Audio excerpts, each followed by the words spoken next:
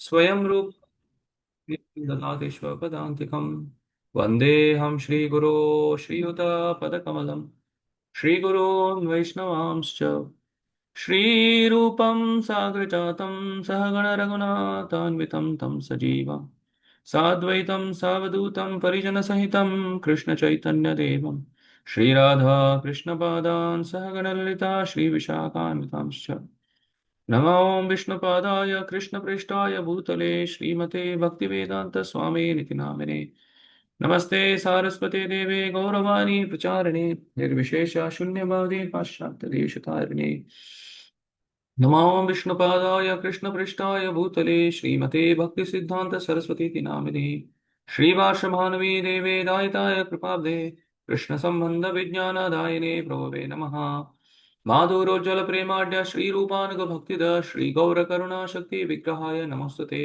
नमस्ते गौरवाणी श्रीमूर्तये दीनतारिणे रूपानुग विरुद्ध सिद्धांत द्वान्तहारिणे नमो गौरकिशोराय साक्षात् वैराग्यमूर्तये विप्रलम्बरसाम्बोधे पादाम्बुजाय ते नमः नमो भक्ति विनोदाय सच्चिदानन्दनामिने गौरशक्ति स्वरूपाय रूपानुगवराय ते गौराविर्भाव होमस्त्वं निर्दिष्ट सज्जन प्रिय वैष्णव सार्वभौम श्री जगन्नाथाय ते नमः वाञ्छाकल्पतरुभ्यश्च कृपा सिन्धुभ्येव च पतितानां पावनेभ्यो वैष्णवेभ्यो नमो नमः नमो महावदान्याय कृष्ण प्रेम प्रदायते कृष्णाय कृष्ण चैतन्य नामिने गौरत्से नमः पंचतत्वात्मकं कृष्णं भक्तरूपस्वरूपकं भक्तावतारं भक्ताख्यं नमामि भक्तशक्तिकं हे कृष्ण करुणा सिन्धु दीनबन्धु जगत्पते गोपेश गोपिका कान्त राधा कान्त नमोऽस्तुते जयतां सुरतो पङ्गोर्मम मन्दमतिर्गते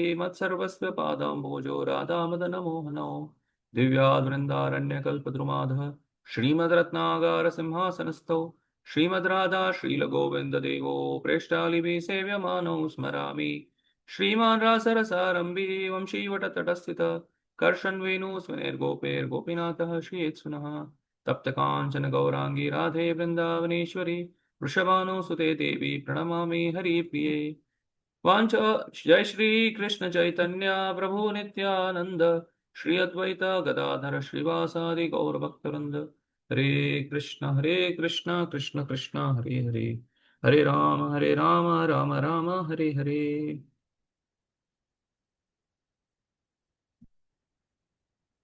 हरे Krishna so first I would like to take this regarding OBA and then we can continue with the verses.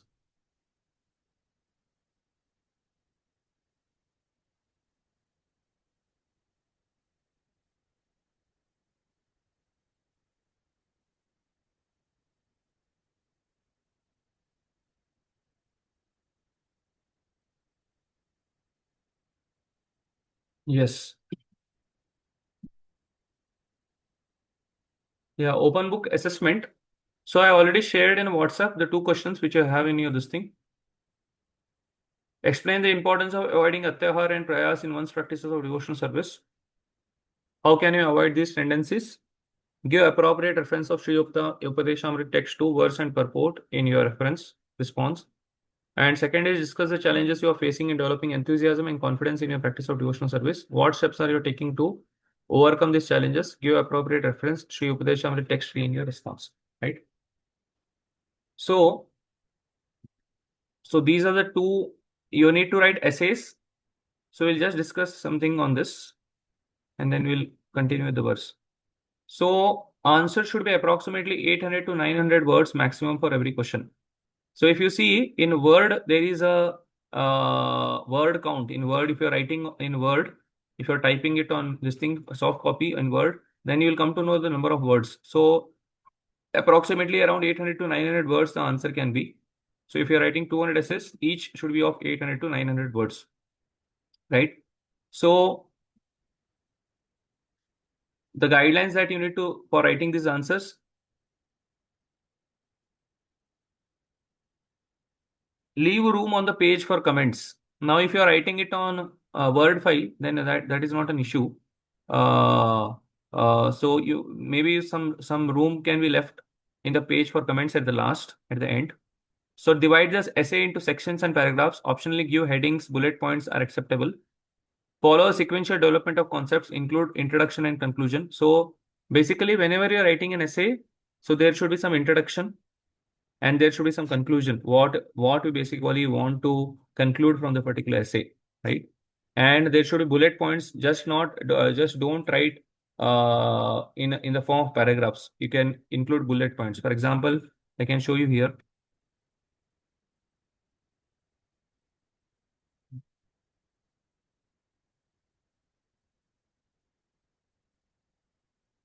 Yeah. So this is one example of OBA. This was Bhagavad Gita OBA which I had written. So Bhagavad Gita chapter 13 to 18, with reference to Bhagavad Gita chapter 14, verses and purports, discuss in your own words ways you are personally influenced by the modes of passion and ignorance, practical ways you can develop the mode of goodness. Right? So something like this, the how you are influenced by modes of passion and ignorance, 2 points are there. So first I explained mode of ignorance and mode of passion,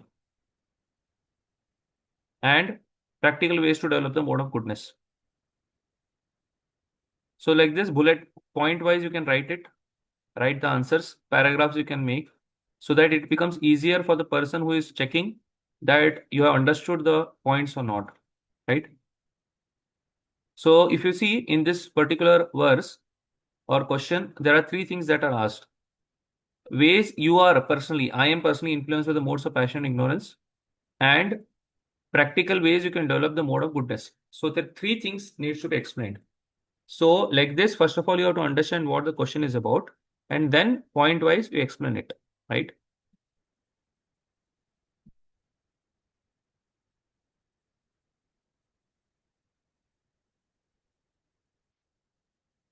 Yes. So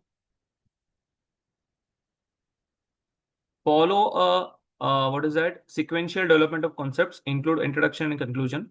So what you can do, uh, consider that this question is there, right? Explain the importance of avoiding atyahar and prayas in one's practices of devotional service. How can you avoid these tendencies?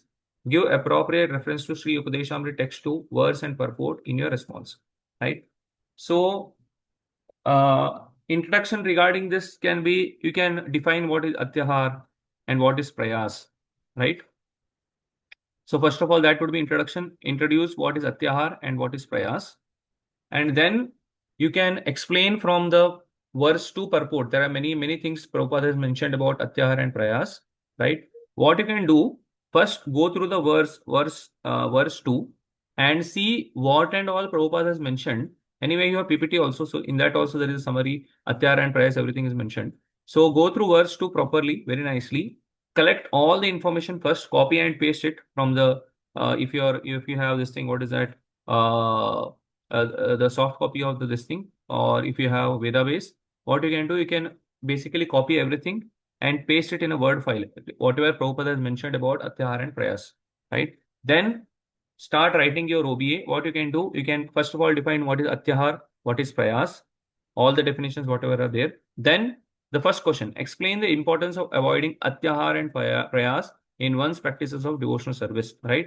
So now Prabhupada has mentioned some points, right? You copied all the points and you placed it in one Word file. Now what you have to do, that is the raw material.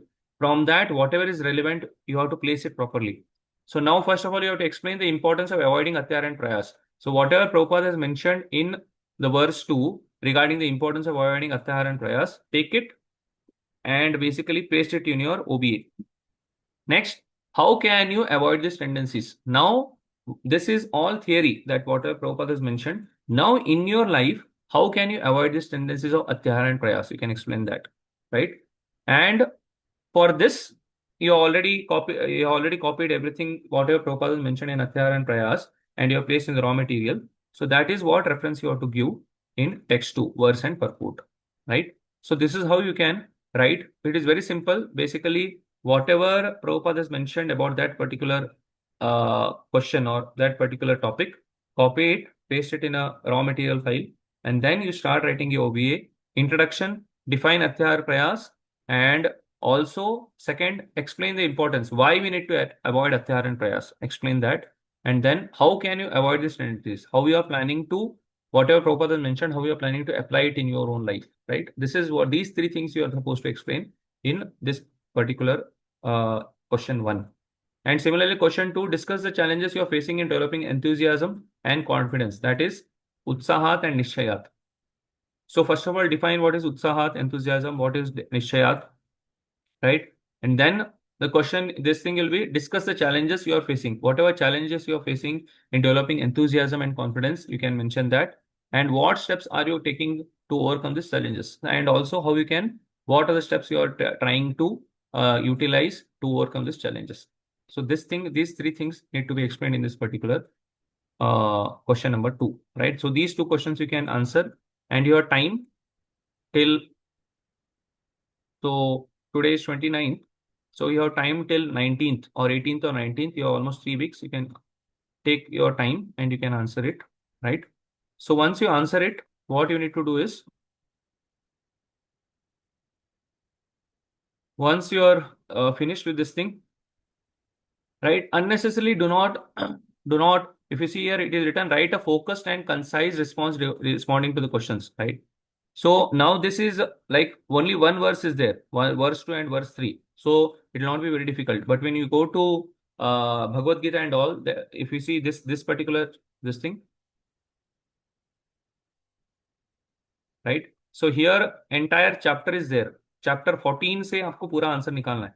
So in that case, you have to think how you can reduce things, right?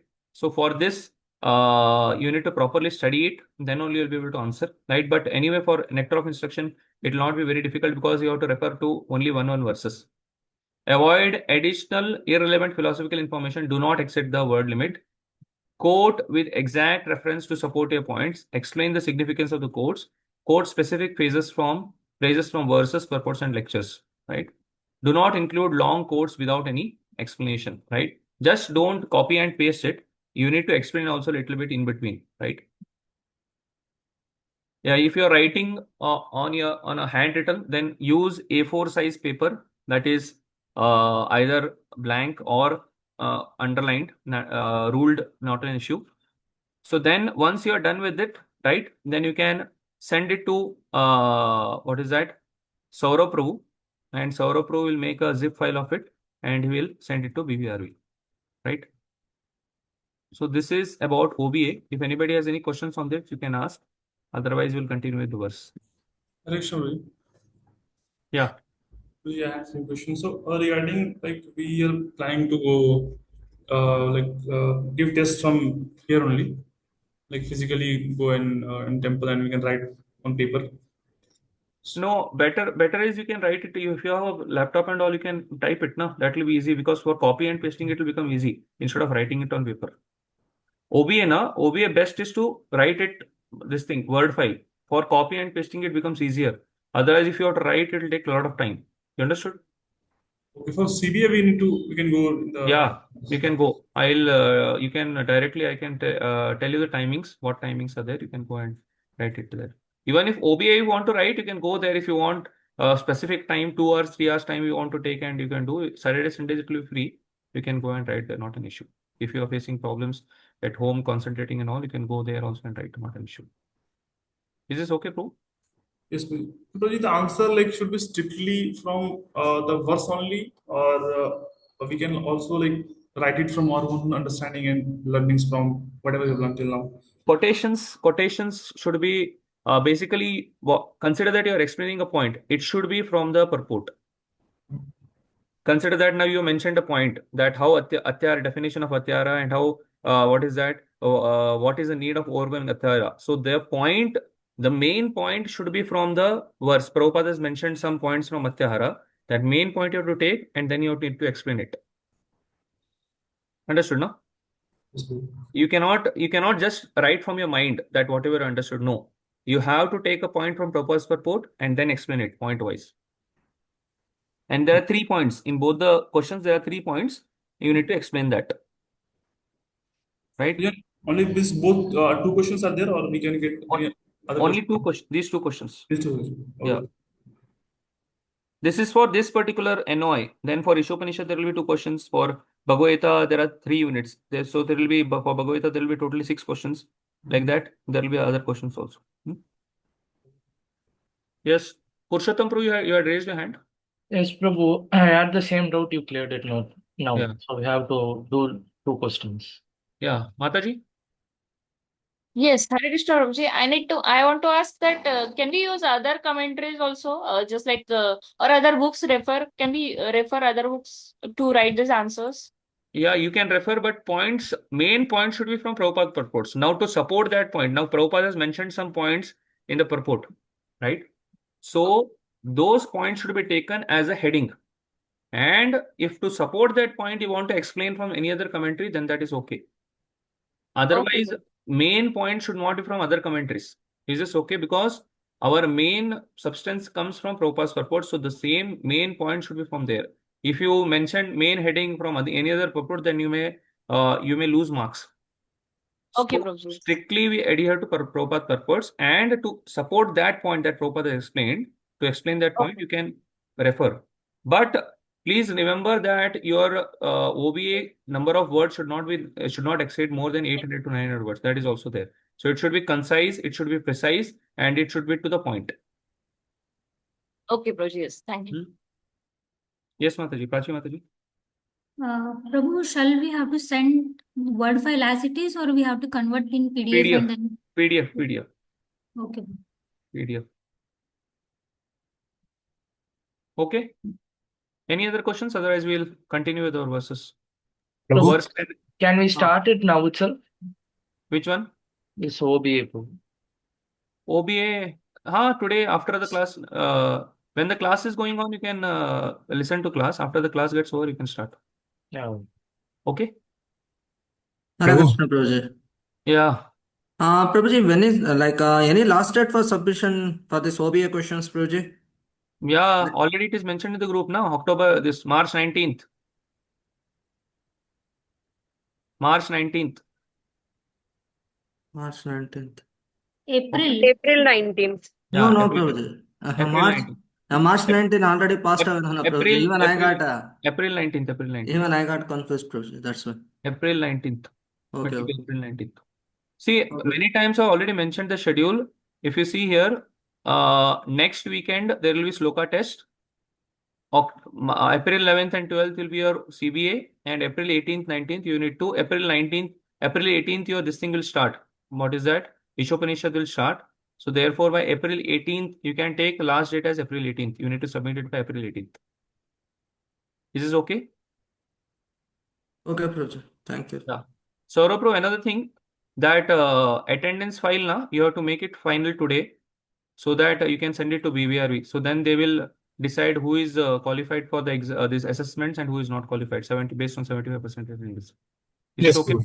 Either maybe before the Sloka, we need to mention it in the group. Who can take the Sloka test, who can take OBA, who can take CBA, and all these things. Okay? Okay. So, Prabhu, that for OBA, there is one link now in that for individual we have to upload that. Yeah. That I'll check with BVRV how it happens. That also. That Yeah, link, because my mother is also doing Bhaktivedanta, so I know that's why.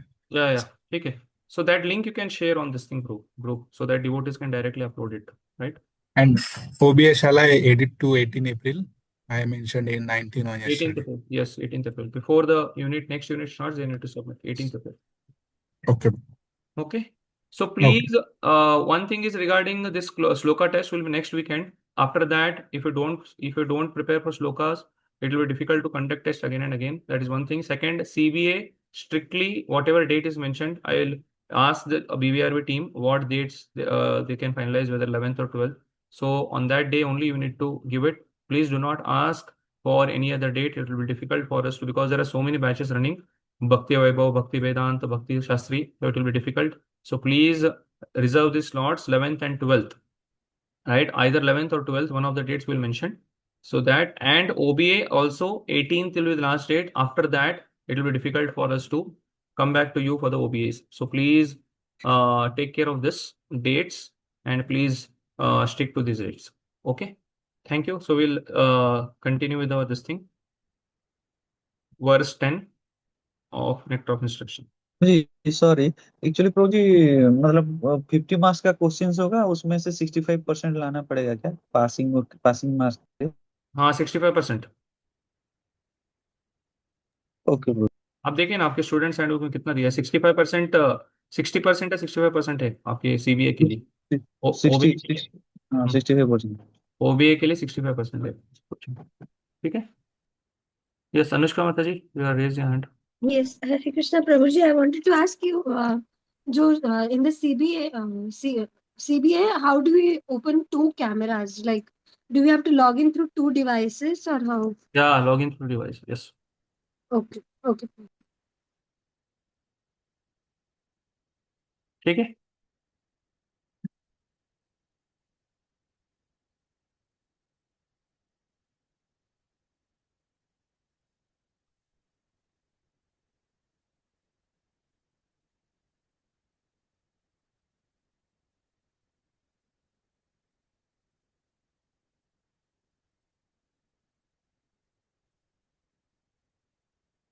Yes.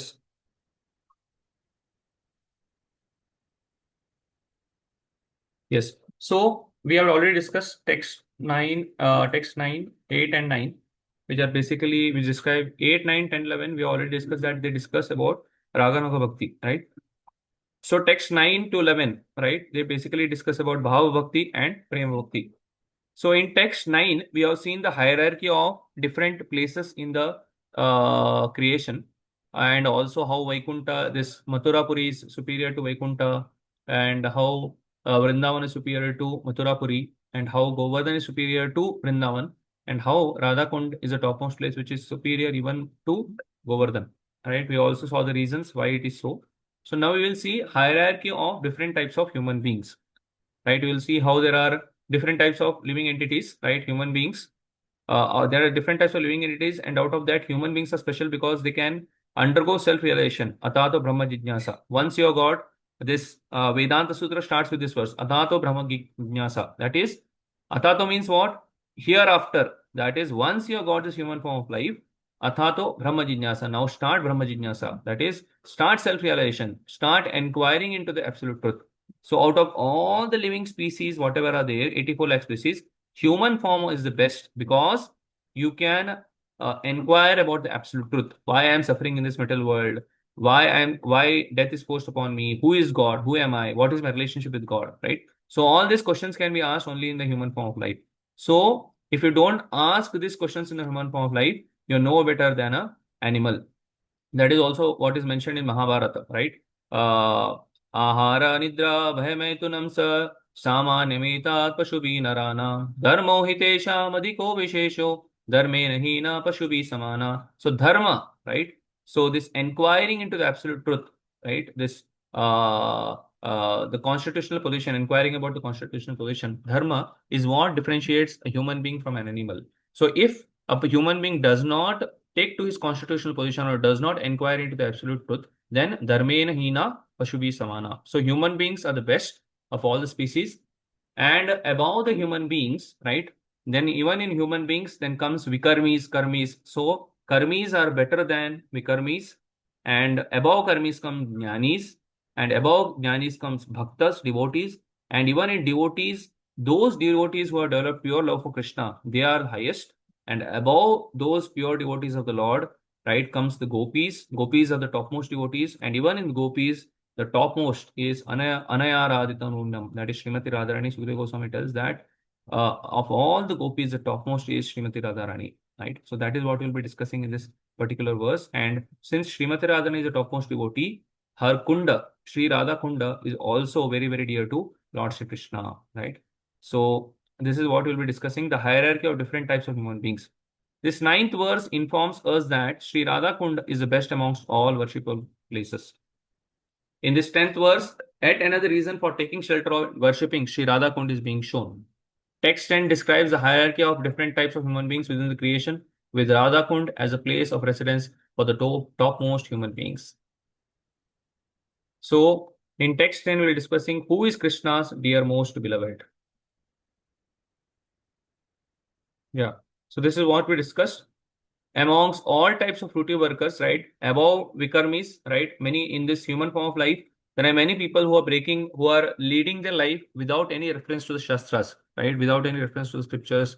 There is Bhagavad Gita, Srimad Bhagavatam, Vedas, right, 4 Vedas are there. So there are many people who are living their life without any reference to the scriptures. They are called as Vikarmis, right? So even in this Vikarmis, there are basically they are working hard for sense gratification. They are almost living like animals. They only know that sense gratification is the goal of life. They do not know anything else. So they are called as Vikarmis.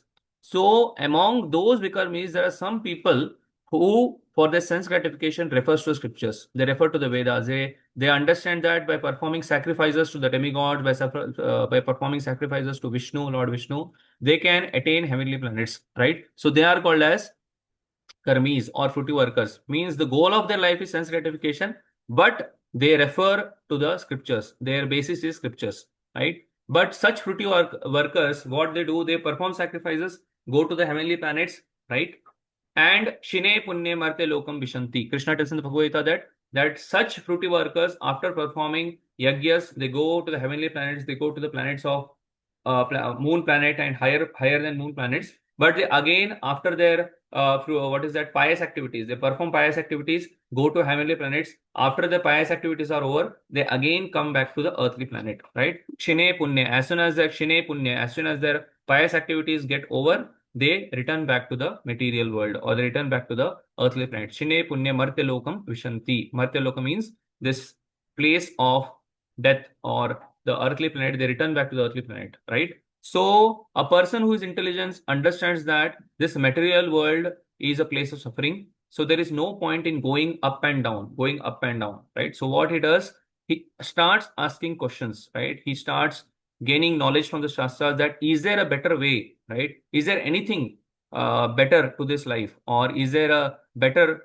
goal to this life? So then when he becomes advanced in knowledge, out of those fruity workers who starts asking question, right, starts referring to the scriptures and seek for a better goal, right?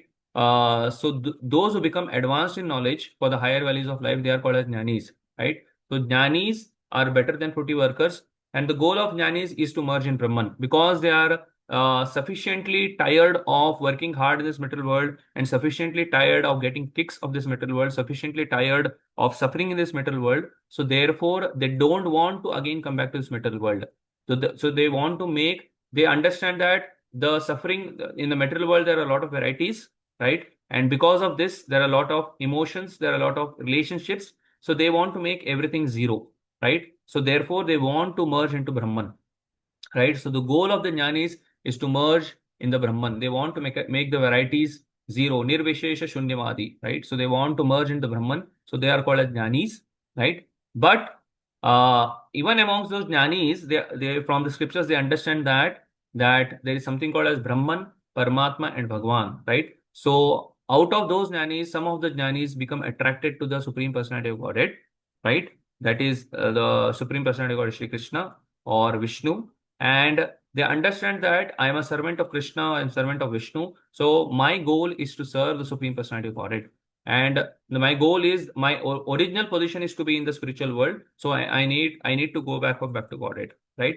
So therefore, they desire to love the Supreme Lord. Their goal of life is to love the Supreme Lord Shri Krishna or Lord Vishnu, and they want to go back to Godhead. So better than jnanis are devotees of the Lord, right? And better than the devotees of the Lord are those who have developed pure love for Krishna, right? The fourth point. One who has actually attained prema, pure love of Krishna, is better than a devotee of the Lord, normal devotee of the Lord, right? And better than these who are pure devotees who have developed prema are the gopis. The gopis always, and why they are basically, gopis are better than pure devotees, because they are always totally dependent upon Shri Krishna. And out of all those gopis, out of all those innumerable gopis of Shri Krishna who are there in Golok Vrindavan, who is the most dear to Krishna? Srimati Radharani is the most dear to Krishna. And her Kunda is as profoundly dear to Lord Shri Krishna as she is. Who then will not reside at Radha Kund and render loving service to the divine couple Shri Shri Radha Govinda Dev, right? Those who execute devotional service on the banks of Radha Kund are the most fortunate people in the universe. Yes, among the many varieties of sadhakas found in this world, the devotee of Bhagavan who performs bhajan while residing on the banks of Sri Radha Kund is the best and the most dear to Sri Krishna. This is described in the 10th verse. Amongst all the Vrajagopis, Srimati Radharani or Srimati Radhika is Krishna's dearmost. In the same way that Krishna loves her, he loves her pond Sri Radha Kunda. Therefore, Krishna's devotees who are the most fortunate people take shelter of Sri Radha Kunda. Right?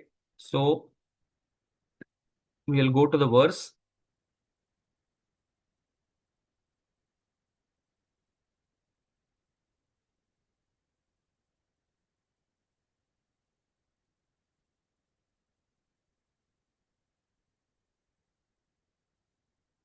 Yeah, somebody in the meantime, somebody can start reading the verse.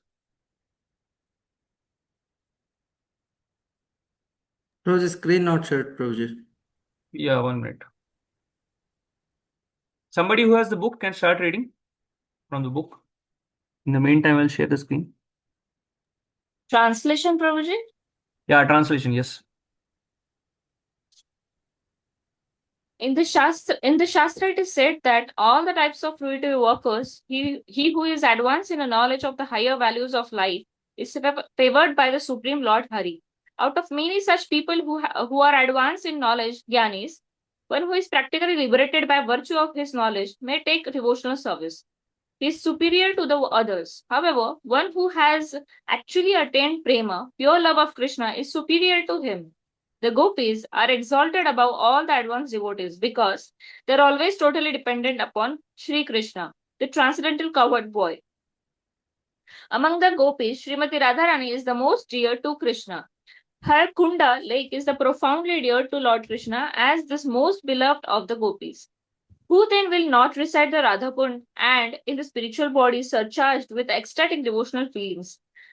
Aprakat Bhava rendered loving service to the divine couple Sri Radha Govinda, who performed their Ashtakaliya Leela, their eternal eightfold daily pastimes. Indeed, those who execute devotional service on the banks of Radhakund are the most fortunate people in the universe.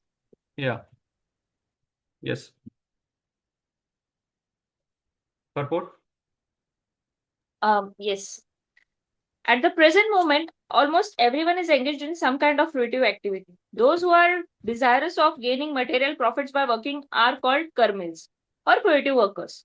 All living entities within this material world have come under the spell of Maya. This is described in Vishnu Puran 6.7.61. Vishnu Shakti Para Prokta Kshetre Nyakya Tatha Para Avidya Karma Samjnana Titiya Shaktir Ishyate. Sages have divided the energies of Supreme Personality of Godhead into three categories, namely the spiritual energy, marginal energy, and the material energy. The material energy is considered to be the third class energy, Tritiya Shakti. Those living beings within the jurisdiction of the material energy sometimes engage themselves like dogs and hogs in working very hard simply for sense gratification. However, in this life, or after executing past activities in the next life, some karmis become strongly attracted to performing various kinds of sacrifices mentioned in Vedas. Thus, on the strength of their pious merits, they have elevated to the heavenly planets. Actually, those who perform sacrifices strictly according to the Vedic injunctions are elevated to the moon and the planets above the moon, as mentioned in Bhagavad Gita 9.21. Shine Punne Martyalokam Vishanti. After exhausting the results of their so-called pious activities, they again return to the earth, which is called Martyaloka, the place of death. Although such persons may be elevated to the heavenly planets by their pious activities, and although they may enjoy life there for many thousands of years, they nonetheless most return to this planet when the results of their pious activities are exhausted.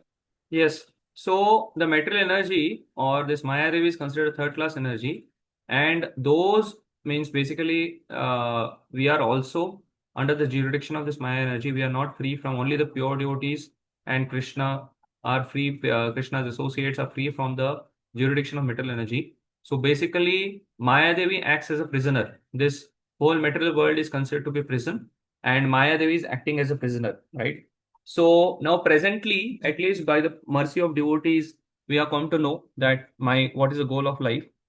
So we are not completely under the jurisdiction of the material energy, right?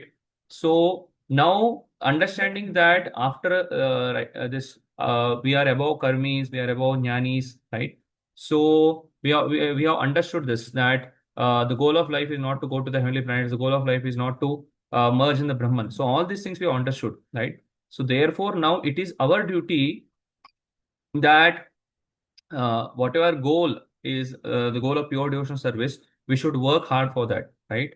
So therefore, it is our duty that whatever process is given, process of Shravanam, Kirtanam, Vishnu Sharanam, Vishnu Swaranam, Pada Sevanam, Archanam, Vandanam, all these 9 processes, we very nicely are doing it every day in our, just like in the previous verses, we saw that 24 hours a day we should be engaged in the Lord's service under the guidance of a pure devotee. So therefore, it's our responsibility now that we have got this human form, we have understood what is the goal of life, and now it is our duty, it is our responsibility that we strictly adhere to the process that is given by Srila Prabhupada and our spiritual master, right? Otherwise, what will happen is, again we may have to take birth in the material world, right? Again, taking birth means what? Again, 9 months into the womb of mother, right? So much suffering, and after that, going through childhood, so much waste of time. Already we have studied so much degrees, we have earned degrees, some are engineers, some are doctors. Again, going through ABCD, right? Again, going through all these degrees, so much waste of time, right?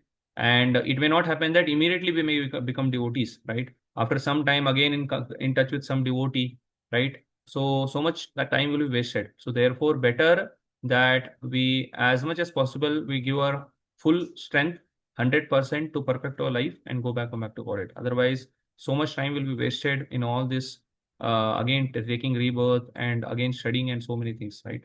So we should utilize this human form of life nicely to practice and go back to Godhead.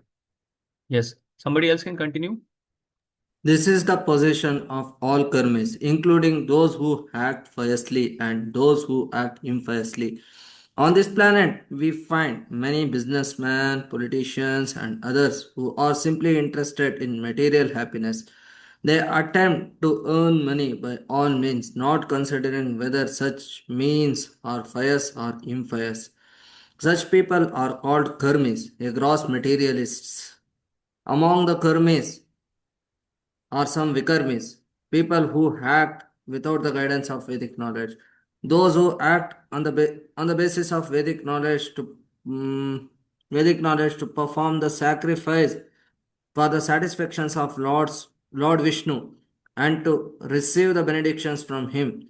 In this way, they are elevated to higher planetary systems. Such karmis are superior to the vikarmis, for they are faithful to the directions of the Vedas and are certainly dear to Krishna. In the Bhagavad Gita 4.11, Krishna says, Ye yatamam prapadyante tamstataiva bhajamyaham. In whatever way one surrenders unto me, I reward him accordingly. Krishna is so kind that he fulfills the desires of the karmis and the gnanis, not to speak of the bhaktas. Although the karmis are sometimes elevated to higher planetary systems, as long as they are remained attached to the fruitive activities, they must accept new material bodies after death. If one acts piously, he can attain new body among the demigods in the higher planetary systems, or he may attain some other positions in which he can enjoy a higher standard of material happiness. On the other hand, those who are engaged in impious activities are degraded and take birth as animals, trees, and planets. Those who those fruitive actors who do not care for the Vedic directions, Vikarmis, are not appreciated by learned saintly person, as stated in Srimad Bhagavatam, 5th canto, 5th chapter, 4th text. नूनं प्रमतः कुरुते विकर्म यत् इन्द्रिया प्रीतया अपरनोति न साधु मन्ये यथा आत्मनो आयम आसन अपि क्लेशद असदेहः. Materialists who work hard like dogs and hogs simply for sense gratification are actually mad. Those simply they simply performs all kinds of the abominable activities simply for sense gratification. Materialistic activities are not at all worthy of an intelligent man, for as a result of such activities, one gets a material body which is full of misery. The purpose of Yes. human life is to So, get out of so threefold miserable Hare Krishna, conditions. Abhishek, bro. 1 minute. Huh. So what is being told here is that this human form of life is not meant for sense gratification. And in the next verse, this is 5.5.4. In the next verse, 5.5.5, Rishabdev tells that actually we have got this body which is actually full of suffering because of past activities, right? In our past, if this body is full of suffering, it means because we have done some sinful acts in the past life, right? So this body is a result of our past acts. So now I am suffering in this body because of my past activities. Now, an intelligent person understanding this does not engage the body has got in sense gratification. He engages it in self realization. Why? Because again, if I engage this body I have got because of my past sinful activities or whatever activities I performed in the past life, and now I'm suffering. Now, understanding that because of my past acts I have got this body. Now again, if I commit the same sinful act in this life, again I will get a body which will be much more given, in which I'll get more suffering than what I'm getting now, right? So therefore, an intelligent person understanding this does not engage his body in sense gratification. Instead, he utilizes it in service of the Lord, so that if the present activities what I'm performing is above Sattva, that is in Shuddha Sattva, or it is for engaged for pure devotional service, then in the next life I may not have to take a material body because I have not done any material activities in this body, but instead I engage completely in spiritual activities. So I'll get a spiritual body where I can go back to Godhead and completely engage in pure devotional service in Golok Vrindavan, right? So understanding this, intelligent person should not engage in sense gratification, but engage in the service of the Lord, right? So this is very important, and especially these verses, the Srimad Bhagavatam, 5th canto, 5th chapter, the starting verses are very, very important whenever you get time. There is a book also, Spiritual Yoga book, which basically discusses this, is focusing on this only. That is 5.5.1 to 5.5.10, I think. Some 8 to 10 verses are there. Very nice book.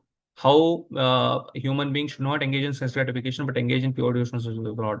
So, in case you get time, please read this Srimad Bhagavatam 5.5.1, first sloka of 5th chapter of 5th canto. You will it will be very helpful for us to practice Krishna consciousness, right? Yes, somebody else can continue from this, the purpose of human life. The purpose of human life is to get out of the threefold miserable conditions, which are concomitant with material existence. Unfortunately, fruity workers are mad to earn money and acquire temporary material comforts by all means. Therefore, they risk being degraded to lower species of life. Materialists, materialists foolishly make many plans to become happy in this material world. They do not stop to consider that they will live only a certain number of years, out of which they must spend the major portion acquiring money for sense gratification. Ultimately, such activities end in death. Materialists do not consider that after giving up the body, they may become embodied as lower animals, plants, or trees. Thus, all their activities simply defeat the purpose of life. Not only are they born ignorant, but they act on the platform of ignorance, thinking that they are getting material benefits in the shape of skyscraper buildings, big cars, honorable positions, and so on. The materialists do not know that in the next life they will be degraded and their all activities simply serve as padabhava, their defeat. This is the verdict of Srimad Bhagavatam. Parabhavastavad abodha jata. One Yes. should. So here Prabhupada is telling a very important point, that they do not stop to consider that they will live only for a certain number of years, out of which they must spend the major portion acquiring money for sense gratification. So even in our life, we should consider that we are going through our life. We should at least have some time in our life that I stop to consider what I am doing in my life. am I actually following what Prabhupada is telling in his purports, or am I working like karmis only, or am I just utilizing my life just for earning money, doing sense gratification, and not proceeding towards the goal of pure devotional service, right? So therefore, this can happen. This can happen with the devotee also. Why? Because if he doesn't read Prabhupada books, if he doesn't chant regularly in the association of devotees, right? So this can happen. Therefore, we should stop, and for some time we should ponder, right? Life, we should contemplate, where am I heading in the right direction, right? If I'm not heading in the right direction, then I should take guidance that how I can actually take a U-turn and again come back in the to the path of pure devotional service. Therefore, this Prabhupada's books, right? They are actually a beacon light. Like there is just like there is a lighthouse, right, for the ships to come to the shore. Similarly, these Prabhupada books are like the lighthouse for our ships to come to the shore or back home, back to Godhead, right? So therefore, when we read these purports, I should also consider whether am I behaving like a karmi, whether I am behaving like a jnani, or am I behaving like a pure devotee, Shuddha Bhakta, am I following the path of a Shuddha Bhakta? So these are like the beacon light or the lighthouse for us to go back home, back to Godhead. Therefore, reading of Prabhupada books is very, very important. Regularly, we should do it every day if possible, for at least 15, 20, 1 hour, 15, 20 minutes, 1 hour, 2 hours, whatever time we get, right? Yes, will you continue? One should therefore be eager to understand the science of soul, Atma Tattva. Unless one comes to the platform of Atma Tattva, by which one understands that that the soul and not the body is oneself, one remains on the platform of ignorance. Out of thousands and even millions of ignorant people who are wasting their time simply gratifying their senses, one may come to the platform of knowledge and understand higher values of life. Such a person is called Jnani. A Jnani knows that fruitive activities will bind him to the material existence and cause him to transmigrate from one kind of body to another, as indicated in the Srimad Bhagavatam by the term Sharira Bandha, bound to bodily existence. As long as one maintains any conception of sense enjoyment, his mind will be absorbed in karma, fruitive activities, and this will oblige him to transmigrate from one body to another. Thus, a jnani is considered superior to karmi because he at least refrains from the blind activities of sense enjoyment. This is the verdict of Supreme Personality of Godhead. However, although a jnani may be liberated from the ignorance of the karmi, unless he comes to the platform of devotional service, he is still considered to be ignorance of vidya. Although one may be accepted as a jnani or one advanced in knowledge, his knowledge is considered impure because he has no information of devotional service and thus neglects the direct worship of lotus feet of Supreme Personality of Godhead. Yes, When somebody a else will jnani continue.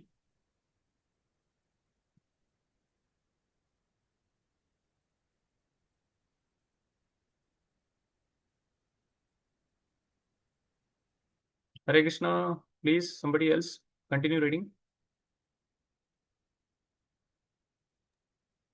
When a jnani takes to devotional service, he rapidly becomes superior to an ordinary jnani.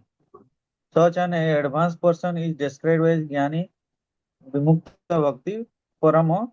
How a jnani takes a devotional service is mentioned in Bhagavad Gita 7.19, wherein Krishna says, Bahunam janmanam ante jnanavan mam prapadyet vasudevam sarvam iti samahatma sudullava.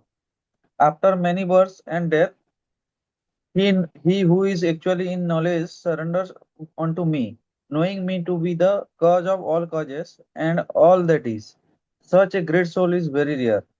Actually, a person is wise when he surrenders unto the lotus feet of Krishna, but such a Mahatma, great soul, is very rare. After taking to devotional service under the regulative principles, a person may come to the platform of spontaneous love of Godhead.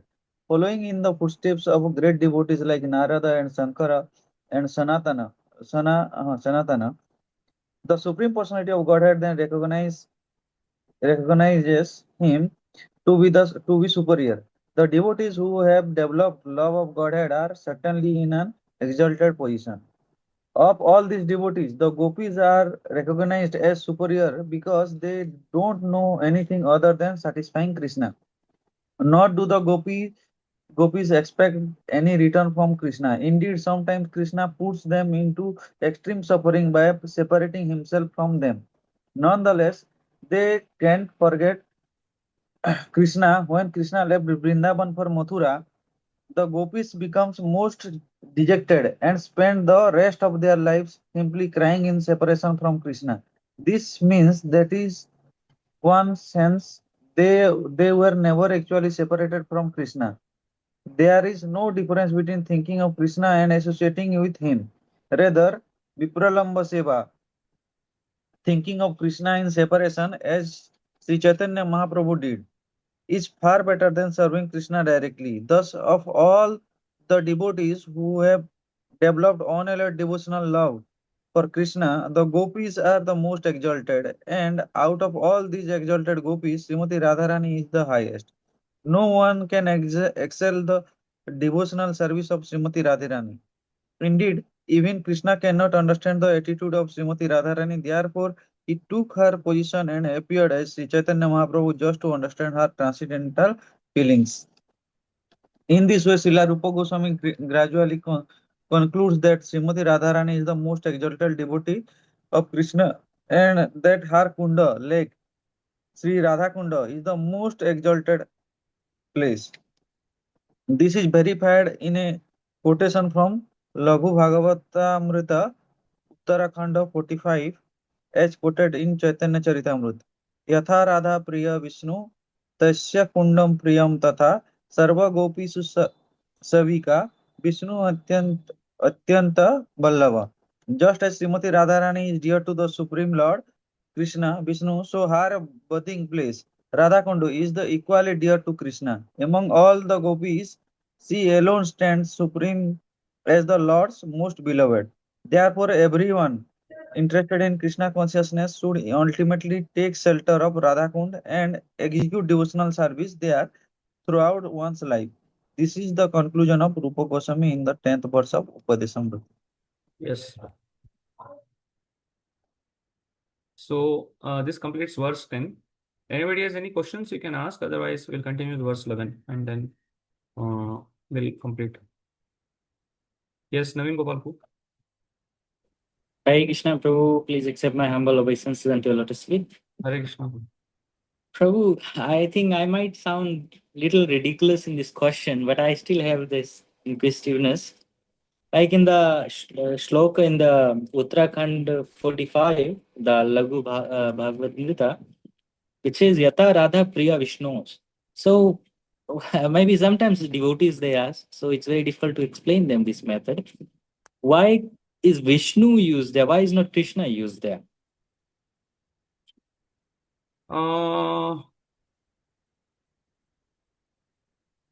Don't know. I have to check with some other devotee. Vishnu. The Prabhupada is the translation. Prabhupada is writing just as Srimati Radharani is dear to the Supreme Lord Krishna. So I may have to check with somebody about why this word Vishnu. What is that? Rupa Goswami or Sanatana Goswami is writing Sanatana Goswami is writing Laghu Bhagavatamrita. So why he has used the word Vishnu, I have to check with some devotee. Maybe I can get back to checking. Thank you so much, Prabhu. Thanks a lot. Yeah. I think so. Any other question? Yes, Vijay Singh Prabhu. Hare Krishna Prabhu, Dandavad Pranam. Yes. Merging in the impersonal Brahma and Sayujya Mukti are both same. Yeah. Sayujya Mukti and merging in the impersonal Brahman both are same.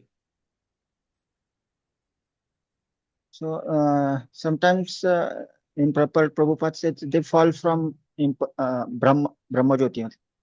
Jnanis fall. Is it so? Sayujya Mukti is impermanent. Actually, there are still some debates on this. That Prabhupada tells this that because Prabhupada is telling that this people fall from impersonal Brahman, right? But people other Gaudiya Vaishnava Acharyas or people outside of ISKCON basically tell that how a person can fall once he is merged in the once he is merged into Brahman. right? So sometimes devotees tell that Prabhupada is telling it this particular point about Mayavadi who is actually, he wants to merge in the Brahman, but because he is not getting any taste there, what does is he engages in social activities. So he falls down from his position of Brahman realization and engages in social activities. So some devotees refer that Prabhupada is mentioning about this point also, that a person who wants to merge in the Brahman gives up that and again starts acting like a fruity worker, or again starts engages in social activities of building hospitals, building schools, right? And engaging in some social activities. It means they're not merged in impersonal one. Actually, Yeah, they are. their goal was that merging into impersonal Brahman, but they fell from that position. Because merging in impersonal Brahman is also what is that? Is sometimes Prabhupada tells that is suicidal. Why it is suicidal? Because once you merge there, right? So you cannot go anywhere else. You are just floating there, right? Unless and until, it is also mentioned that unless and until there is Narada Muni going through the Brahman, or Shivji going through that, and he shows some mercy and he elevates them to the position of a devotee. Unless and until that mercy receives, it is like suicidal. Matlab, there is no other hope for him. He has merged into Brahman. He cannot engage in service of the Lord. So that's why it is sometimes also called as suicidal, because neither can go up, neither can come down. That is also mentioned in Prabhupada's purports. Okay, and this Sahajya Mukti Puji, Hare Krishna. Yeah. Yeah. In Sahajya Mukti Puji, the individuality of the soul is lost Puji, or it is just floating in the impersonal Brahman? Floating in the impersonal Brahman. He is floating in impersonal Brahman. But his individuality is maintained Puji. Individuality means basically, if you see light na, when you see from away very far, you cannot see the particles in light, right? So like that, it is merged. He has lost individuality, but the soul can never lose individuality. He will be there as an individual particle in the Brahman. Thank you. Yes, anything else is there?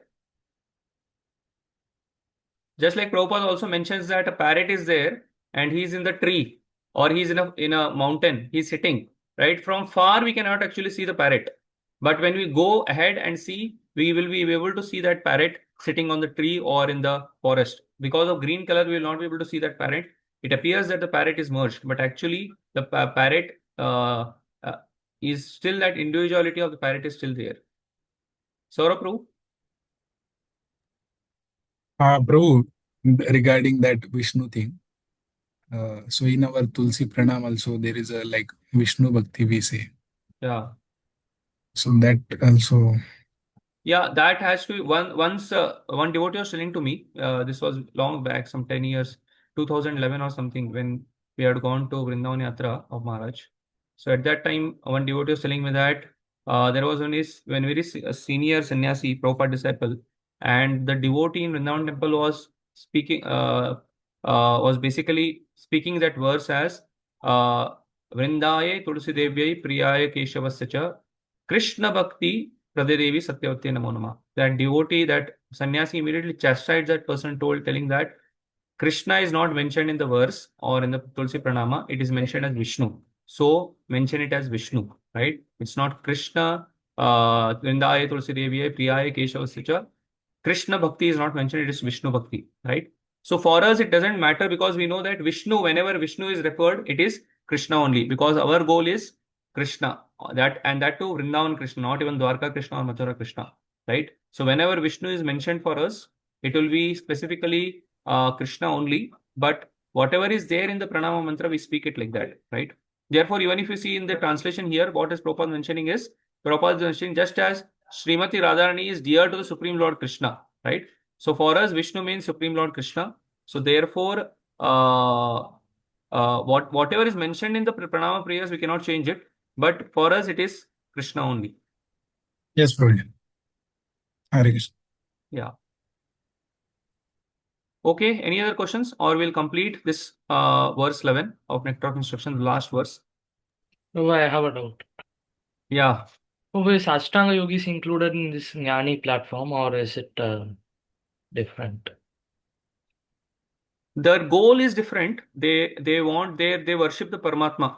Jnanis worship actually Brahman, but Ashtanga yogis, Jnanis want to merge in the Brahman. Ashtanga yogis are after mystic power. That's how their goal is different, and their worshipable deity is different. I had the doubt because the purport is they talked about this Vikarmis, Karmis, and Jnanis. So I had the doubt of Ashtanga yogis are not mentioned, but yogis, if you read Bhagavad Gita, you will come to know that there is better than the jnanis are yogis because they are worshipping Paramatma. But their goal is mystic powers. Okay, so verse 11. Verse 11, we'll first read the purport, right? I'll just first of all read the verse. It is a long verse. I'll just read the translation, and we'll read the purport because it is very clear what Prabhupada is mentioning here, right?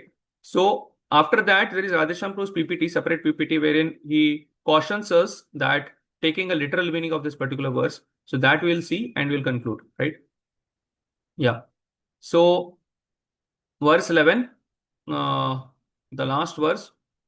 कृष्णस्योच्चये Pranay वसति प्रेयशाभ्योऽपि राधा कुण्डं चास्य मुनिभिर् अभितस्तादृक् एव व्यादायि यत्प्रेष्टेरप्य अलम् असुलभं किं पुनर्भक्तिभाजां तत्प्रेमेदं सकृदपि सरः स्नातुर् आविष्करोति. Right? So this is a verse.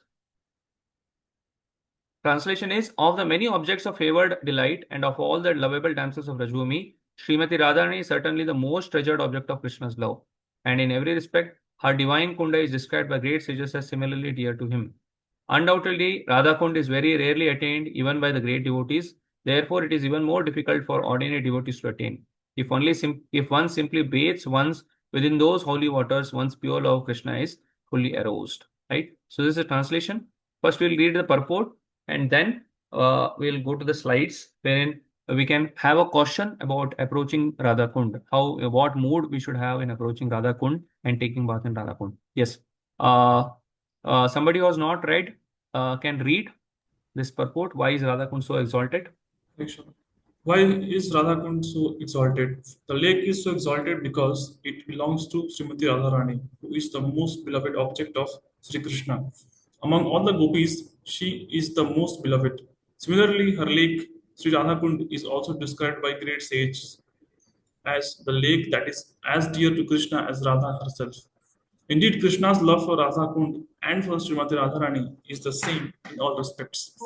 Radha Kund is very rarely attained, even by great personalities, fully engaged in devotional service, not to speak of ordinary devotees who are only engaged in the practice of Vaidhi Bhakti. It is stated that a devotee will at once develop pure love of Krishna in the wake of the gopis if he once take bath in Radha Kund. Srila Goswami recommends that even if one cannot live permanently on the banks of Radha Kund, he should at least take a bath in the lake as many times as possible. This is the most important item in the execution of devotional service. Srila Bhaktivedanta Thakur writes in the connection that Sri Radha Kund is the most select place for those interested in advancing their devotional service in the wake of the lady friends, Sakhis, and confidential serving maids, Manjaris of Srimati Radharani. Living entities who are eager to return home to the transcendental kingdom of God, Golok Vrindavan, by means of attaining their spiritual bodies, the Deha, should live at Radha Kund. Take shelter of the confidential serving maids of Sri Radha and under their direction engage constantly in her service. This is the most exalted methods for those engaged in devotional service under the protection of Sri Chaitanya Mahaprabhu. In this connection, Srila Bhaktivedanta Sarvaswati Thakur writes that even great sages and great devotees like Narada and Shanaka do not get an opportunity to come to Radha Kund to take their baths. What then to speak of ordinary devotees? If by great fortune one gets an opportunity to come to Radha Kund and bathe even once, he can develop his transcendental love for Krishna exactly as the gopis did. It is also recommended that one should live on the banks of Radha Kund and should be absorbed in the loving service of the Lord. One should bathe there regularly and give up all material conceptions, taking shelter of Sri Radha and her assistant gopis. If one is thus constantly engaged during his lifetime, after giving up the body, he will return back to Godhead to serve Sri Radha in the same way as he contemplated during his life on the banks of Radhakund. The conclusion is that to live on the banks of the Radhakund and to bathe there daily constitute the highest perfection of devotion service. It is a difficult position to attain even for great sages and devotees like Narad. Thus, there is no limit to the glory of Sri Radhakund. By serving Radhakund, one can get an opportunity to become an assistant of Srimati Radharani under the general guidance of the gopis. Yes. So there is Radhesham Pro's this thing, PPT on this. So we'll just quickly cover that what caution our acharyas basically give us in regards to approaching Radhakund, the mood that we need to.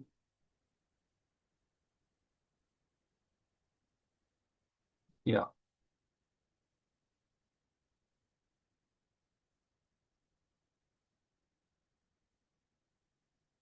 Yes, that to live on the banks of Radhakund and to bathe there daily constitute the highest perfection of devotional service. This is the conclusion of this verse. It is a difficult position to attain even for great sages and devotees like Narada. Thus, there is no limit to the glory of Sri Radhakund. By serving Radhakund, one can get an opportunity to become an assistant of Srimati Radharani under the eternal guidance of the gopis. Right? So, what we are supposed to do, consider that we approach Radhakund. Right? What we are supposed to do. So once my spiritual master, His Holiness Radhana Swami Maharaj, was giving a class in Vrindavan Yatra. I think it was 2019, 7 years back. So at that time, many devotees had a question whether, because Prabhupada mentioned that we should not take bath in Radhakund, we should frivolously not take bath in Radhakund. So many devotees do not take bath in Radhakund. So Maharaj told that taking bath in Radhakund, if you want to take, we can take. But even if we, with devotion, touch the waters of Radhakund, because the waters of Radhakund and Srimati Radharani are non-different. Radhakund and Srimati Radharani are non-different, right? So waters of Radhakund are like the body of Srimati Radharani, right? So touching the waters of Radhakund with the great devotion, reverence, awe, and touching that water and just placing 3 drops of water on our head, we'll get the same benefit as taking bath in Radhakund, right? So just taking the drops of Radhakund and putting on head or taking bath in Radhakund is one and the same. So it is up to the devotee whether he wants to take bath or he wants to just take these 3 drops. He wants to do Achman and take these 3 drops and place on your head, right? So while we are doing this, either taking bath in Radhakund or just taking 3 drops on our head, right? We should always remember the glories of Srimati Radharani. We should understand that this Radhakund waters are not different from Srimati Radharani. So begging for her mercy, we can take these 3 drops on our head, perform Achman, and pray for the mercy of Srimati Radharani.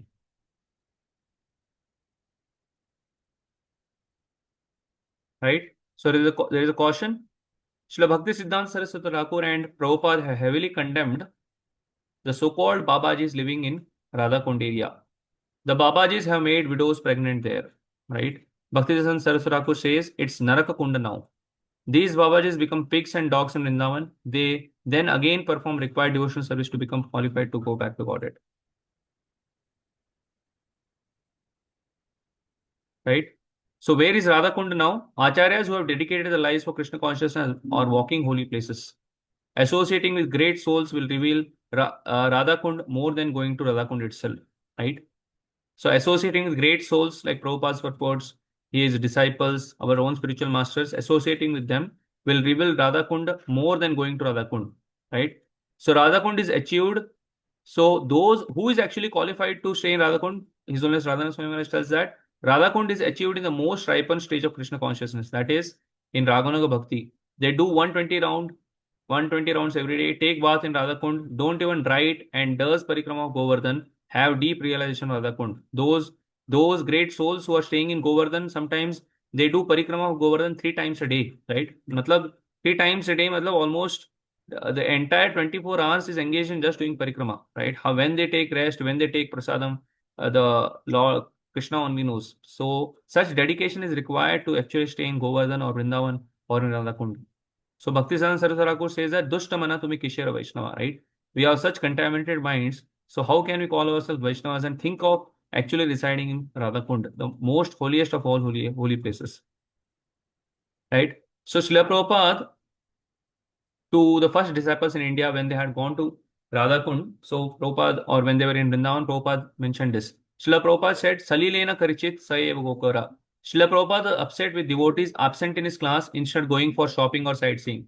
So Srila Prabhupada would be very, very upset when devotees, instead of attending his class in Krishna Balaram temple in Vrindavan, instead of attending his classes, they used to go for shopping in Loi Bazaar or for sightseeing. Srila Prabhupada said, you will not find Radha Krishna by going into the bushes, right?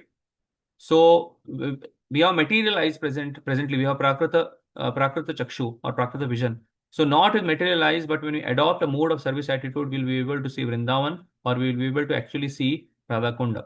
Vishaya Chadiya Kabe Shuddhe Hobamana, Kabe Hama Herebo Shri Vrindavana. So only when the materialistic desires, the anarthas that are there in the heart, when we become free of those anarthas, when our mind becomes purified, then only we'll be able to see Vrindavan.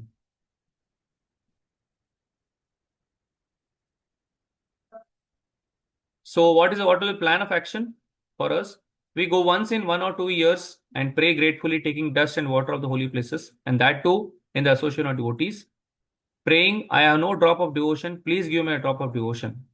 We can then come back and to our respective places and preach.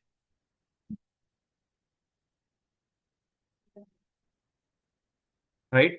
So there's a famous quotation that we don't promote bhajanan in this, service now, samadhi later.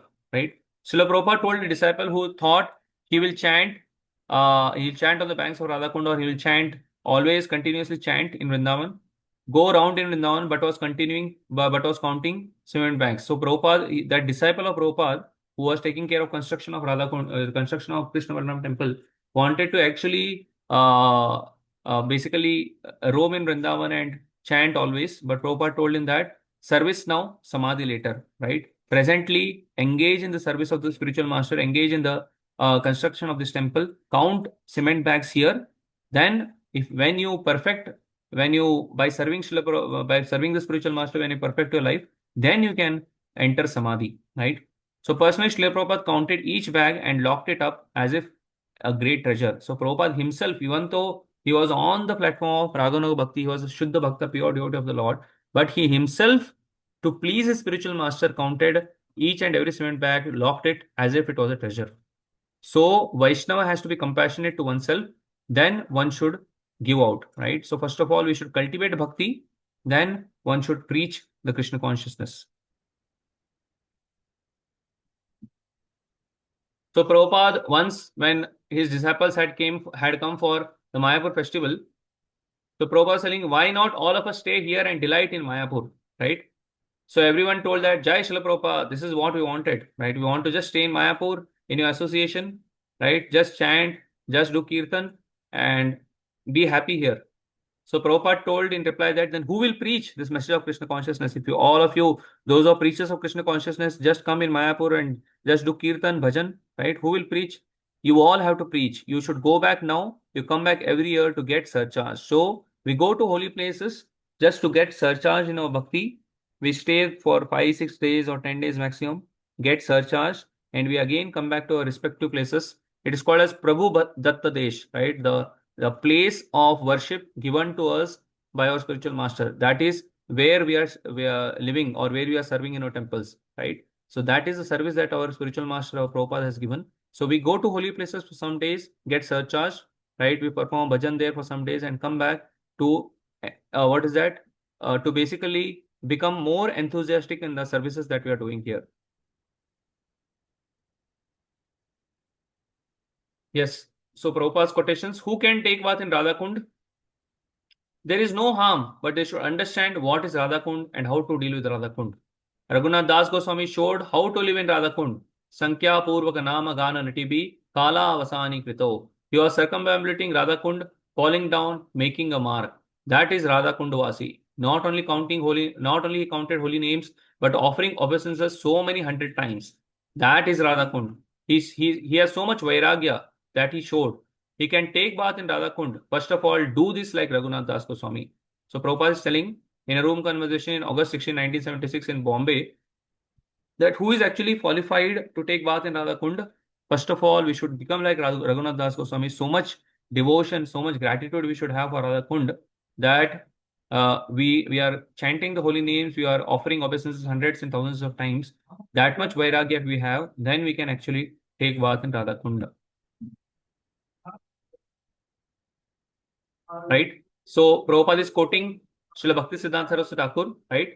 So in Radha Kund, but not in Radha Kund, right? If we discuss on the philosophy of Upanishad and Vedanta, they will not attend.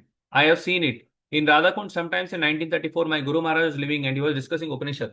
There are many Babajis in Radhakund. First of all, they came that Bhaktisiddhanta Saraswati Thakur has come, such a learned scholar and the establisher of Gaudiya Math. So out of curiosity, they came.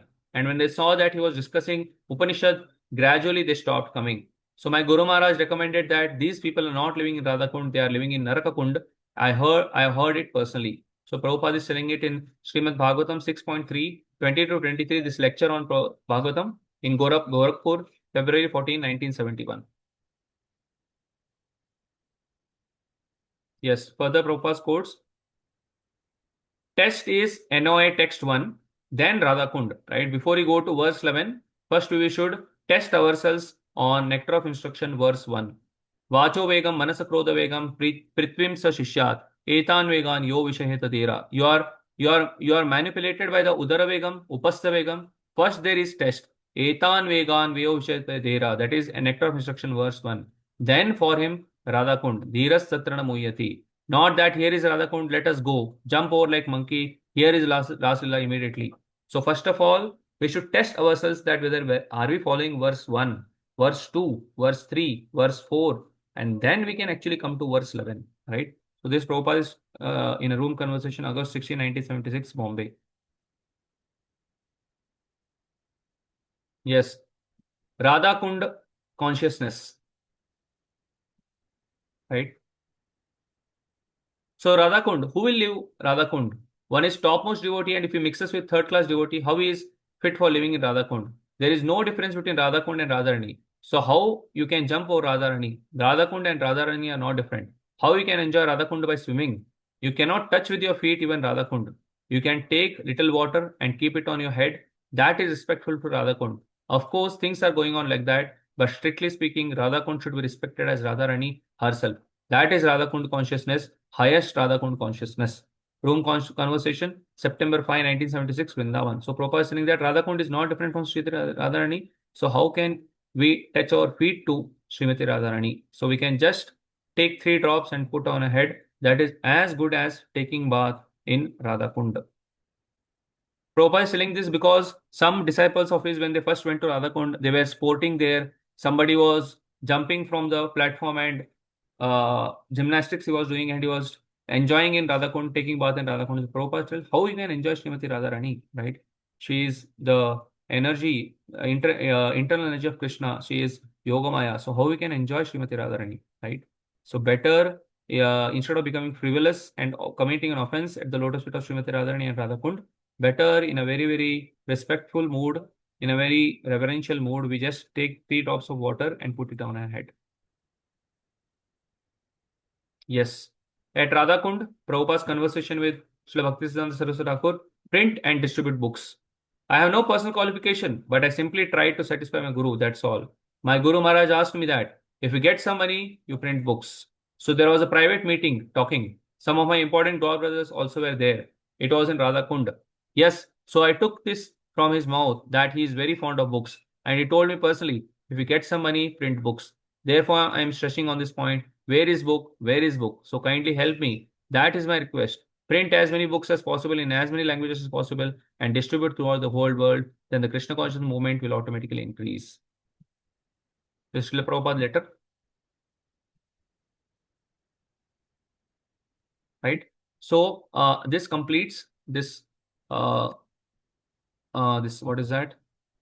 Prabhupada's instructions on how we should associate with the waters of Radha Kund and how whether we should take bath or what should be the mood when we approach Radha Kund, right?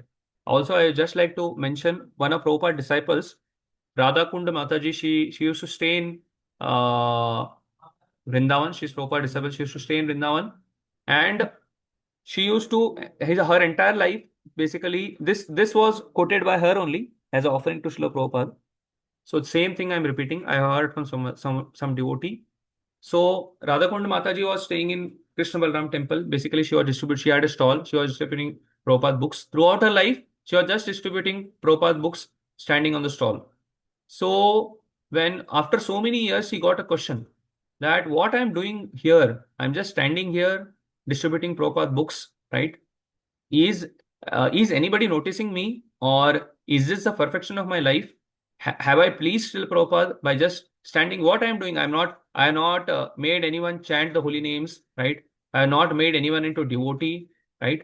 So is Srila Prabhupada pleased with me? That was her Mataji's question, right?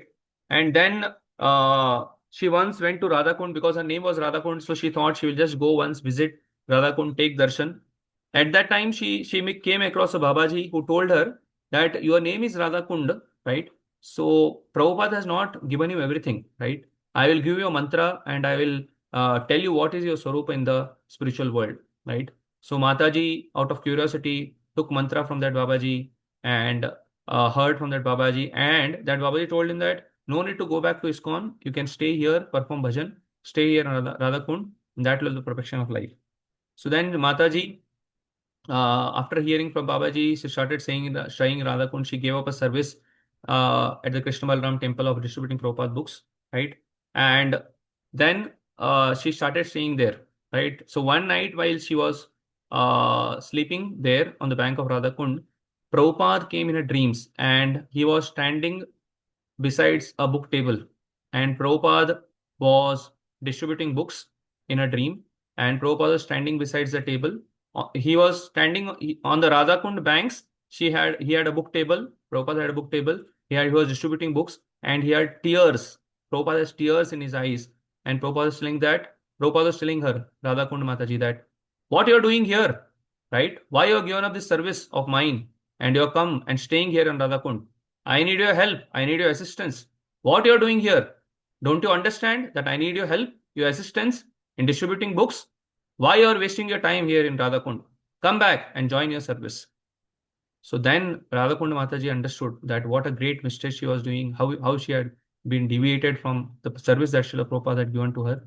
And immediately she gave up the residence of Radhakund, went back to Krishna Balram temple and continued her service, right? So she understood what her great mistake was. And then after some time, people started coming to her and telling her that how after receiving book from her, they started chanting, they have become devotees, and they have started 16 rounds, they initiated devotees. So Mataji was very much peaceful and very much satisfied that her service is being noticed for Srila Prabhupada, right? So this is what is Prabhupada's mood, right? We have to understand Prabhupada's mood because Prabhupada was staying in Damodar, Radha Damodar temple, and if at all this was the highest perfection, he could have stayed there in Vrindavan and continued his life. But he understood that the perfection of a disciple is to fulfill the desire of a spiritual master. That is what is the perfection. That is how Prabhupada went to US, and inspired by Srila Vishwanath Chakravarti Thakur commentary that the sum and the life and soul of a disciple is to fulfill the instruction of the spiritual master, right? So therefore, whatever we have read in this verse, right, that is the highest perfection of life, right? And that is for Raghunatha Bhaktas. But we have already seen the quotes of Srila Prabhupada regarding Radhakunda, right? So this completes Upadeshamrita Nectar of Instruction, verses 1 to 11. And you have already the PPT. There is summary also given at the end of the PPT, that PPT of all the verses. So you can go through that. So if anybody has any questions, you can ask. Otherwise, we'll stop it here. Yes, Purushottam Prabhu. Hare Krishna, Prabhu. Prabhu, I had a doubt. I don't know whether I can ask this or not. But generally, it is said that one cannot stay in Dham more than 3 days. So different ISKCON arranges different times, like they stay for more than 3 days. So how to view this? Yeah, if your spiritual master is taking you, or if there are senior devotees who are taking you, and you are there in the association of devotees, hearing, chanting, and very nicely performing bhajan, then it is okay. Otherwise, if you're going alone, then it is always a risk. Even for 3 days, it is always a risk. Because we have prakrita vision, we have materialistic vision, we may start offending, we may see the pigs there, we may see the Brajavasis there, right? We may see the devotees who are staying there, we may see the gutters, the sewage, and we may think that is this Vrindavan, right? No, no, this appears to be material world. Immediately we commit offense. As soon as you think that this is not Vrindavan, this is material world, right? There is sewage flowing, there is bad smell coming, there are monkeys, right? So immediately, what is that? Immediately you commit offense, right? So therefore, only when we go in the association of devotees, we are safe, right? Even if we go alone with husband, wife, children, that is still a risk because we may commit offense, and committing offense at the holy dham is a great risk. Okay, bro. Thank you, Prabhu. Hare Krishna. Yes, Abhishek, bro. Prabhuji, required Radhasham Prabhu's PPTs, Prabhuji, like regarding Radha Kund. Please share in the group. It's Prabhuji. available. radheshamdas.com. You can go there and you can download. There are this. I'll share you the link from where you can take it. I'll share it on this thing. Okay? Hare Krishna, Prabhu. Yeah, yes, sir. Prabhu, actually, I had one question. Like the PPT you have shared, Prabhu, and the slides, it has a font issues. Like there's a replace of Srila Prabhupada, it's written C and something like asterisk on top. So, yeah. So basically, as I mentioned yesterday, you need to install that this thing. What is that? Balram font needs to be installed, and then that will take all this thing properly. Okay. Thank you, Prabhu. Yeah.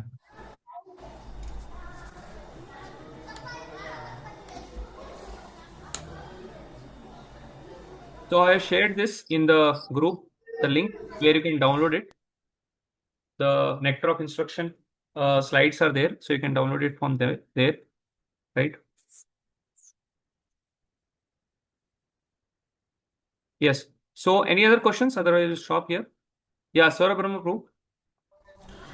Hare Krishna Prabhuji. I would like to know one thing, that when people go to the Char Dham Yatra, they go to Jagannath Puri, they go to Rameshwaram, Badrinath, but in Char Dham Yatra, the people don't consider Vrindavan Dham. I would like to know the reason for this, Prabhuji. Yeah, Char Dham Yatra is basically for all the Hindus, right? So I don't remember, or I don't know who has started this. This is not of Gaudiya Vaishnavas. This is not started by everybody goes for Char Dham Yatra, right? Even Mayavadis, everyone, right? So therefore, they don't know the importance of. So this Char Dham Yatra is actually not a Gaudiya Vaishnava tradition. Therefore, Vrindavan is not included in it, right? So basically, for a Gaudiya Vaishnava, we go to only those places, right? Strictly for a Gaudiya Vaishnava, if he is actually a Gaudiya Vaishnava, it is told in one of the Vaishnava songs that what is that? Wherever Chaitanya Mahaprabhu has visited, only those places we visit. This is what is strictly a Gaudiya Vaishnava, right? Even it's not even Char Dham Yatra. Only wherever Chaitanya Mahaprabhu visited, only those holy places where Chaitanya Mahaprabhu visited, right? Mayapur, Vrindavan, the South Indian holy places, wherever Chaitanya Mahaprabhu visited, only those holy places we visit, right? And that too in the association of devotees, right? You can that Vaishnava song is there where the Vaishnava who is writing, he tells that JJ, that is wherever the Vaishnava, wherever Chaitanya Mahaprabhu visited, those holy places only I visit in the association of devotees, right? This is what we are concerned with as a Gaudiya Vaishnava. We are not concerned with Char Dham. We are not concerned with anything else. Okay, Prabhu. Thank you. Yes. Yes, Abhishek Prabhu. Prabhuji, like if we get as any like personal works, Prabhuji, company works or personal works, suppose we need to move for Vizag temple, like for Vishakhapatnam. Like Chaitanya Mahaprabhu visited this Kurma Kshetra and all those things now, Prabhu. In that time, what we need to do, Prabhu? Like we have wish like to visit that Kurma Brahman and that Kurma Kshetra and also Kurma Kshetra also, and even Chaitanya Mahaprabhu visited Narsinga temples also, Prabhuji. So, what is the question? Like in that time, what we need to do, Prabhuji? Like what we need to think, Prabhuji? Like due to some personal works, we went for like Vishakhapatnam. So you could not visit the holy place, is it? That is your question. So what we should think in that regard? Prabhuji. Now, what can be done? You don't have time, na? You are gone for there for some service, some personal work. So if you have time, go visit holy place, take darshan and come. If you don't have time, then you can pray from there only to the presiding deity there, that somehow I don't have time. I have time constraint. I need to go back to my temple because services are waiting there. So please kindly bless me. Please forgive my offense. I could not take darshan or your darshan. So praying from there, mentally you can offer your prayers. Mentally you can offer what is that? All the prayers. Take darshan and you can come back. If in case you don't have time to go there to visit the holy place. Okay. Okay, Prabhu. Yes. So any other thing you want to ask, or we'll stop here? Okay, thank you very much. So we have completed Nectar of Instruction by all your mercy. You are very patient. Somehow if I could not do justice to the service, please forgive me. Right. So we will meet next weekend. I'll share the schedule about this thing Shloka test, and I'll also share this thing when the exact date of closed book test, whether it will be on Saturday or Sunday, 11th or 12th, and 18th is the last date for submitting your OBA. Okay.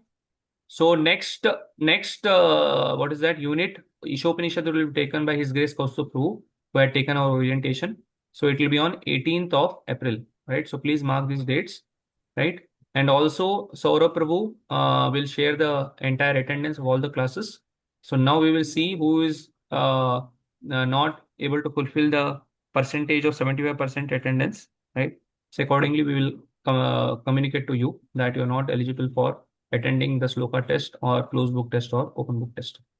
Okay, thank you very much. Hare Krishna. Thank you, Prabhuji. You delivered it nicely. Hare Krishna, Hare Prabhuji. Krishna. Thank you so much, Prabhu. Thank you so much, Prabhuji, for your nice lectures on Nectar of Instructions. Hare Krishna. Hare Krishna. Thank you, Prabhuji.